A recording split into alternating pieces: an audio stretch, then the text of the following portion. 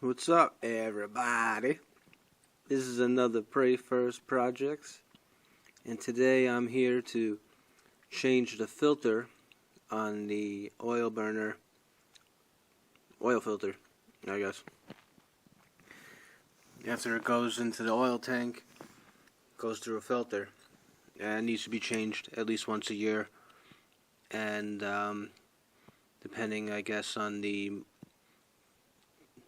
thermostat you have, it might flag a message that the filter needs to be changed. So today we're going to walk through this, steps to do it, and we speak grace, grace, grace over this project in Jesus' name. So before I start, I just want to give thanks to my dad because he's the one who taught me how to do this. And so the first step is get some tools together for my particular setup here. It's 5/8, 3/8, and 5/16 for all the different bolts. The replacement filter, I got from Home Depot, of course. 1A30 replaces those style filters there. One rag, some brake cleaner, an empty bag for your old filter, and some gloves. First step is to shut off the boil upstairs, shut the furnace off. So second step is to shut off the valve that's coming from the oil tank to your filter and the whole system here. This way you can take apart the filter and not have a flow of oil coming. I like to sweep first because you're going to be getting down on the ground here to stay clean. Second step is to unscrew this filter with the bigger nut on the top first. This bottom cup will pop off.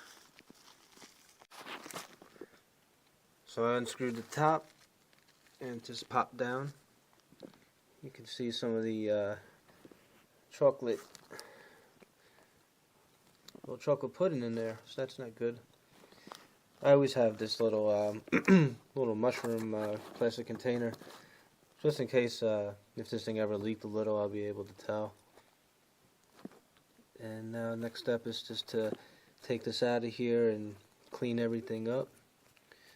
This little nut on the top here, it's kind of like a burper. That's the 5/16. Clean that out too. So I took this apart, sprayed some brake cleaner in there, cleaned it out as best I can. Just want everything to be clean. Use a toothbrush or some rags just to clean this guy out. These O-rings here, they come new in the kit here. You can always save a set if you want. They don't really go bad. And then you just reassemble everything and reattach it here. And for the next step, put the new washer in there. This one. This filter goes in with this high side upwards. Put the new washers on these two screws here, these bolts. That's the old stuff. And you just try to check your washers for any issues. Make sure it looks good, no mechanical defects or anything like that. Put it back together. So when I put this back, I actually cleaned the underside of this with a rag, where this guy enters into this assembly here. Trying to clean the underside, there was some goop in there, and just tighten this up. Try to center it on the seal here. This can will make its way back up and sandwich sandwich this part of it. So the next step is to turn this spigot back on, and you wait for the oil to flow down this pipe here and fill up to the top, and it will come out this little purge area here. That's when you'll put your last bolt in. This way you know that it's totally filled and it purges all the air out of this filter can.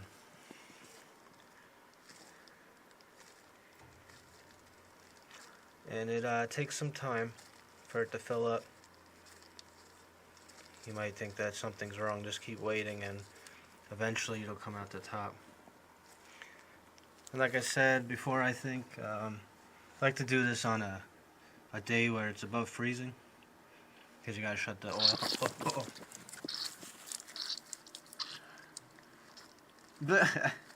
So this time it worked pretty quick. At least you know there's no air in there.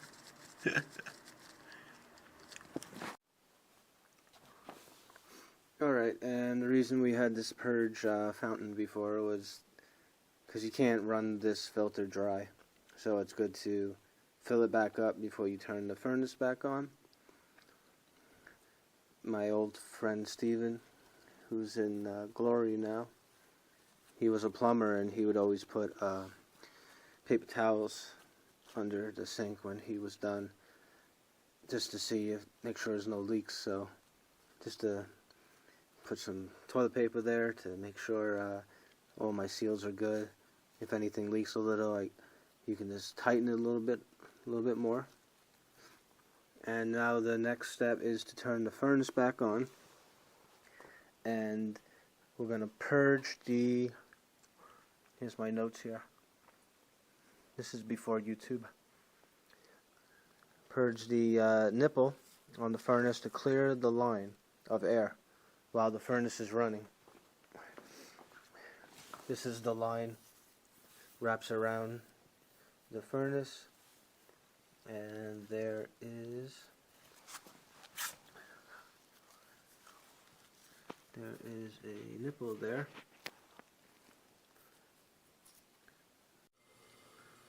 So we jack up the heat so we can get the furnace to come on, and then we're going to purge this nipple here in a mushroom container. And last time I did it too long that it shut the furnace off, because I guess it was starving it from fuel, and I had to reset it by pushing this red button here.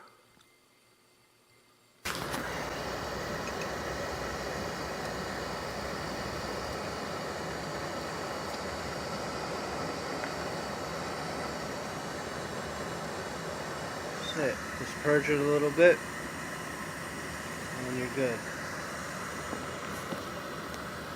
Alright, another success because of Jesus' help. Amen.